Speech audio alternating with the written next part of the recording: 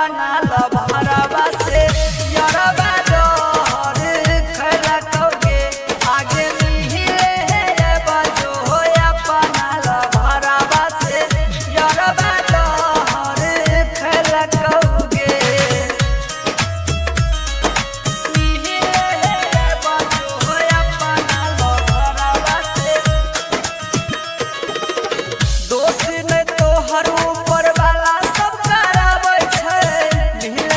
पगली तो हर याद बहरी आवे छे राजन श्री राम फोन करके समझावे छे भाई बाबूजी के बड़ी